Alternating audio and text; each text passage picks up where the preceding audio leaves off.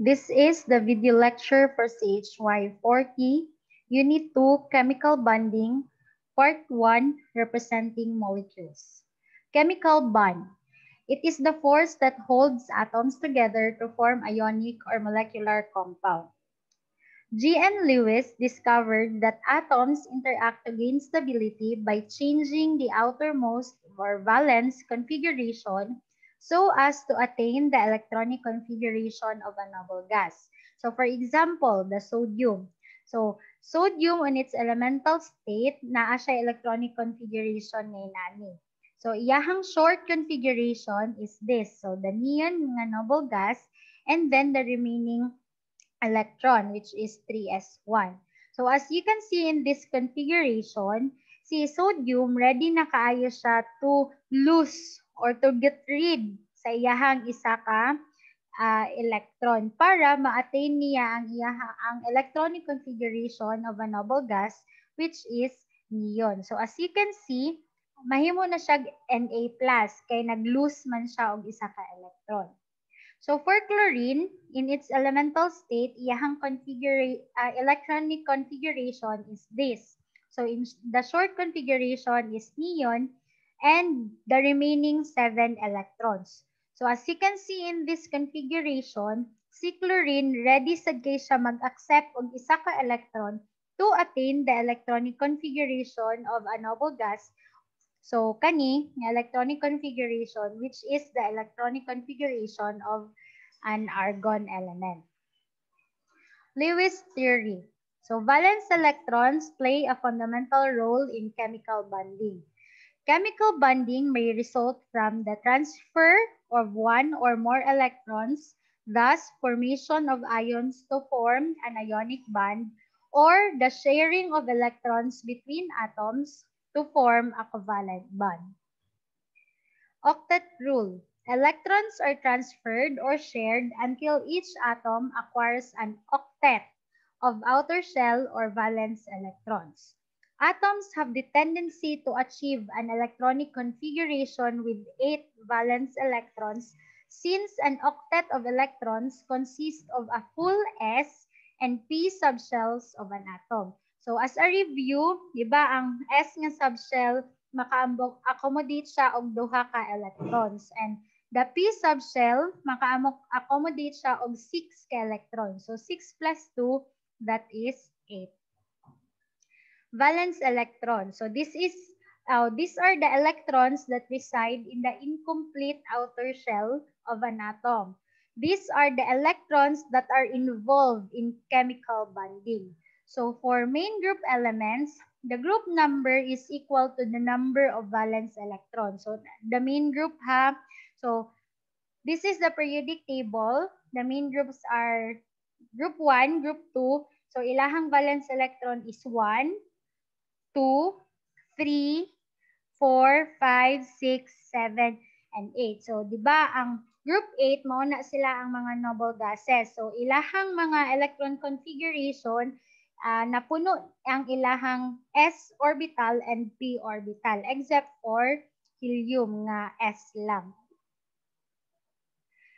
3 general types of chemical bonds. First is the ionic bond, which refers to the electrostatic forces that exist between ions of opposite charges and form between a strong metal and a non-metal. Second is the covalent bond, which results from the sharing of electrons between atoms. So it is formed usually between non-metals. Next is the metallic bond, which is the force that holds several metallic atoms together between identical metallic atoms or different metals or alloys. Lewis electron dot symbol. So this shows the valence electrons of the atom, and the symbol of the element is surrounded by dots to represent the valence electrons. The dots are placed on the 4 sides of the atomic symbol: the top, the bottom, the left, and the right sides. Each side can accommodate up to 2 electrons. All 4 sides of the symbol are equivalent. The placement of electrons is arbitrary. So I will show you a video on how to write a Lewis or electron dot symbol. Diagrams made easy with Kesman. Today we're going to learn how to draw Lewis diagrams for atoms and simple molecules. But before we begin, let's start with a question. How many valence electrons does chlorine have? In order to answer that question, we need to look at the periodic table. Remember that within any given column, all the elements have the same number of valence electrons. To get that number, all we need to do is count the columns starting from the left. Skip the transition metals, and remember that the only exception to this is helium, which has only 2 valence electrons, not 8. Now, find chlorine in the periodic table. Remember that its symbol is Cl. See it in the 7th column? That tells us that it has 7 valence electrons. Knowing the number of valence electrons an element has is critical, and in Lewis diagrams, we use dots to represent valence electrons. So, the Lewis diagram of chlorine is the symbol Cl with 7 dots around it. When you draw the dots, don't just put them anywhere. Instead, imagine a square around the element symbol. The dot should be neatly drawn on the 4 sides of the square with no more than 2 dots on any side. Practice. Okay. So, mag-imagine ka og naay square around sa imuha nga element and dapat dira nimo ibutang imuha nga valence electron. Drawing Lewis diagrams of a few elements just to make sure you got it. This is the Lewis diagram of hydrogen, which has only 1 valence electron. This is carbon, which has 4 valence electrons. And this is oxygen, which has 6 valence electrons. Where you put the dots, it doesn't really matter as long as you neatly draw them along the sides of the magic. Okay, so iya nga giinaingon ang pagsulat sa dots or pagbutang sa dots dili siya mag-matter as long as imuha siyang gibutang sa kilid and sa taas og sa ubos. When you square, and never put more than 2 dots on one side. And then dili ka magbutang og more than 2 dots sa each side. Okay, so inato ang pagdraw sa Lewis dot symbol. So, in this table, makita nimo ang element, iyahang electronic configuration, ug iyahang Lewis symbol. The discovery of the noble gases is an important breakthrough to the understanding of chemical bonds. Atoms of the noble gases were not known to form chemical bonds because they already have a stable arrangement of electrons. So, ang mga noble gases nga naa sa group 8, makita niyo sa periodic table in group 8, they are stable. So, dili na sila ga-form og chemical bonds with other elements. So, except for helium, each of the noble gases has NS2 or NP and NP6 configuration. So kanang N dira mao na ang level sa energy level nimo. So either that is 2 or 3, but ang mga noble gases na fill nila or na fully filled nila ang S and ang P na configuration in its valence shell. Hence, all other atoms must undergo bonding by gaining, losing, or sharing electrons so as to acquire a noble gas electronic configuration. Lewis structures. It is a combination of Lewis symbols representing the transfer or sharing of electrons in a chemical bond. So first is for the ionic or electrovalent bond. So it involves complete transfer of electrons. So this bond usually involves metallic or metal and non-metallic or non-metal elements where the metal loses electrons to form the cation and non-metal gain electrons to form the anion.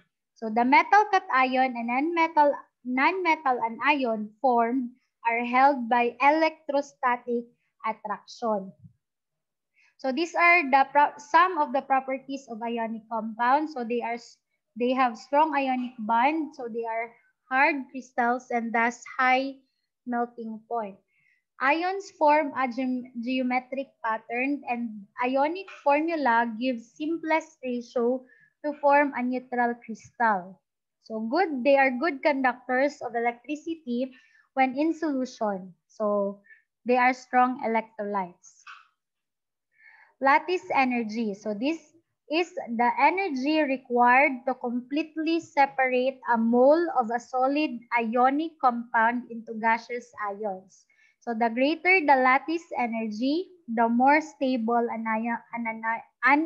ionic compound is. So for example, ang lattice energy to completely separate the sodium chloride is 788 kilojoules per mole. So that is the lattice energy. Relationship. So ionic charge is directly proportional with your lattice energy. So meaning, as the charge of the ions increases, the lattice energy also increases. However, ionic charge is inversely proportional to the radii of ions. So meaning, as the charge of ions increases, the radii of the ions decreases. So example, the bond in calcium oxide, which has a +2 and -2 oxidation state, is stronger than that in NaCl or sodium chloride, which has a +1 and -1 oxidation state. So this explains why melting point of calcium oxide, as you can see, is much higher than that of a sodium chloride. Lewis structure writing for ionic compounds. So this shows the process of ionic bonding. The guidelines in writing the Lewis structure for ionic compounds is first, give the Lewis symbol for the metal or metals and the non-metal or non-metals. So for example, the calcium and the 2 chlorides. Then draw an arrow indicating the transfer of electrons from the metal. So, dapat ang tail, mao ang metal, and to the non-metal or diha ang arrowhead.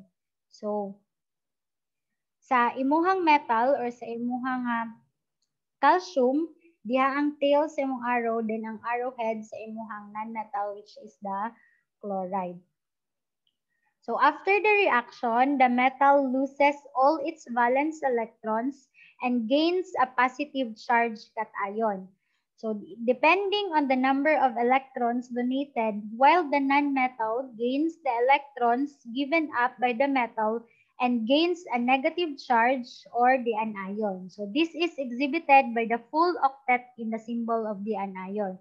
So ang calcium gi-give off man niya or iyahang mangilus iyahang duha ka electron, so naa na siya 2+. Then ang chlorine nag-receive man siya or nag-gain man siya og tagsa-tagsa ka or tag-isa ka electron, so naa siya negative nga sign. Then make sure that the equation is balanced in terms of mass or the number of atoms and the charge. Second is for covalent bond. So it is formed between non-metals or between metalloids, resulting from the sharing of electrons that lead to the formation of molecules. So the binding force results from the attraction between the shared electrons and the positive nuclei of the atoms entering into a bond. The octet rule can also be used to write the Lewis structures for more complex compounds. So the number of electrons to be added to the valence electrons so as to make it isoelectronic with a noble gas is also equal to the number of bonds formed. Covalency is the number of covalent bonds formed. So, types of covalent bonds. First is single bond. It is formed when atoms share a single pair of electrons. So, for example, hydrogen, 2 hydrogen or H2. So, naa sila tag-isa ka valence electron. So, ilahang gi-share. So, naa sila single bond. Another is chlorine. Naa sila tag-isa ka electron na ilahang share, so naa sila single bond. So same with HCl, si H nag-share og isa ka electron with chlorine, so naa siya single bond. Next is double bond. So it is formed when atoms share two pairs of electrons. So example, the COO or CO2 or carbon dioxide, si oxygen, nag-share siya og duha niya ka electrons with carbon, and same with the other or the second oxygen. So naay formation of two bond or double bond because of the two shared electrons of oxygen and carbon. So same with C double bond C, naa sila gi-share nga tagduha ka electrons. Next is the triple bond. So it is formed when atoms share three pairs of electrons. So example, the nitrogen, pwede siya ka-share og tulo ka electrons with the with another nitrogen. So munang naay N2. Same with the carbon nga naa siya tulo ka or naa siya triple bond. Bonding electrons. So these are the electrons involved in the covalent bond formation. While the non-bonding electrons or lone pairs belong solely to an individual atom. So example, in this equation, so ang bonding electron pair is kaning naghimo siya og single bond. But the lone pair, mao na ang mga non-bonding electrons nga ang tag-iya is ang atom nga na-attach sa iya ha. Electronegativity. So it is the ability of an atom in a molecule to attract electrons toward its nucleus.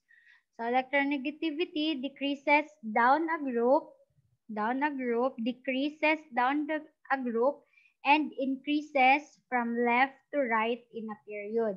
So fluorine is the most electronegative element. Types of covalent bond. First is the polar covalent bond. So it is the result from the unequal sharing of electrons. It is formed when one atom has greater electronegativity than another in a covalently bonded molecule. So recall the trend in electronegativity. It decreases within a group and increases from left to right. So among the nonmetals, the trend in increasing electronegativity is this. So consider the bond between H and F. Fluorine is more electronegative than hydrogen.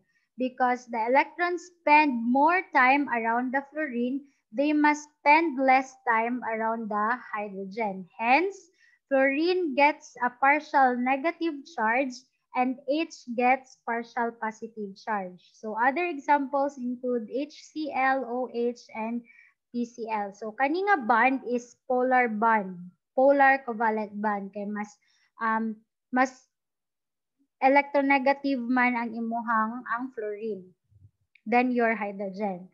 So dipole moment or mu, it is a measure of the degree of polarity of a molecule. The relationship is that the electronegativity difference is directly proportional to the dipole moment. And electronegativity difference is also directly proportional to your bond polarity. So example, so in arranging in order of increasing polarity of the nonmetal hydrogen bond in SBH, ASH, pH, and NH, we calculate the electronegativity difference between the elements involved from the given electronegativities of the elements. Okay. Ang given is SB or antimony bonded to hydrogen. So hydrogen na siya electronegativity nga 2.1 and your antimony na siya 2.9. So their difference is 0.8 and the other given. So your arsenic, your phosphorus, and your nitrogen. So ang difference nila is this one. So from the calculated electronegativity difference, the order in increasing polarity would be your pH nga bond naa siya zero nga polarity or electronegativity difference, then your ASH nga bond, then your SBH and NH. So meaning, very polar. So sa given, ang pinaka-polar is ang NH nga bond. So based sa electronegativity difference. Next is the nonpolar covalent bond. So it is the result from the equal sharing of electrons. It is formed when two atoms of the same electronegativity share electrons. A typical example of a nonpolar covalent bond is a bond between two similar elements such as NN, CC, or carbon-carbon, and sulfur-sulfur. Also, for those bonds where the electronegativity difference is zero, such as pH. So, kita niya ganiha, di ba? Ang pH, ang electronegativity difference is zero. So, the pH bond is nonpolar. Bond energy. It is the energy required to break a particular bond when the substance is in the gas phase. The value for the bond energy is always positive, since it takes energy to break a bond. It gives a quantitative measure of the bond strength. So that is the stability of molecules. So for the ionic compounds, ang need nimo nga energy is lattice energy to completely separate your anionic compound. But for covalent bonds, ang imong need is bond energy. So ang bond energy is required to break a particular bond, and it is always positive.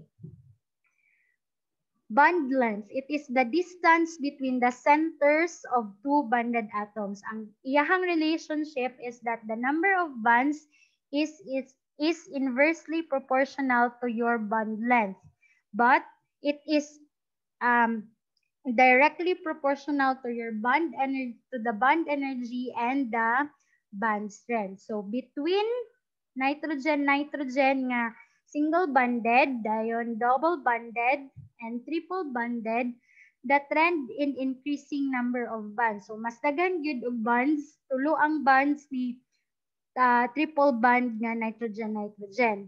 And iya pong bond energy mas dako or pinakadako si triple bond nga nitrogen. Pero ang bond length, mas gamay ang bond length ni triple bond nitrogen than your single bond nitrogen. Lewis structure writing for molecules. Guideline. So first is count the total number of valence electrons present from atoms and from the charge of polyatomic ion. Then add or subtract the number of electrons according to the charge. So write the skeleton structure of the compound, then put the least electronegative atom as the central atom and surround with other atoms. So hydrogen and fluorine is always serve as your outer atom. So example, carbon is the least electronegative than oxygen. So it is the central atom. Okay. So this is for nitrogen or N2. Then connect all atoms by drawing single bonds between all atoms. Distribute the remaining valence electrons as lone pairs around the outer atoms such that each has 8 electrons. So in our example, so imuha siyang draw ka og single bond, but kung duha ilahang gi-share nga electrons, double bond, but kung tulo, triple bond. So ang remaining nga lone pairs or ang remaining nga valence electron imo ang himuon nga lone pair. So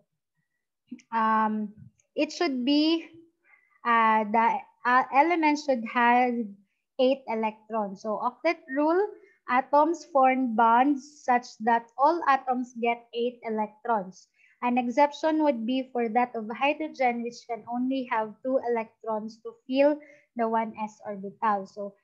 So dapat naa siya 8 ka electrons para dili na to ma-break ang octet rule. So you have to count 2, 4, 6 kay nag-share ang isa ka bond is nag-share sila og duha ka electrons. So 2, 4, 6, 8.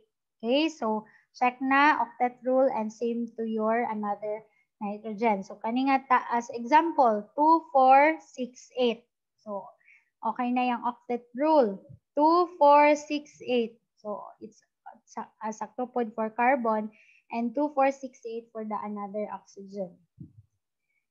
Next is, if there are not enough electrons for each atoms to have an octet, make double and or triple bonds between central and surrounding atoms except for fluorine, which can only form a single bond. Check the total number of electrons, satisfy the calculated total number of valence electrons for the molecule or ion.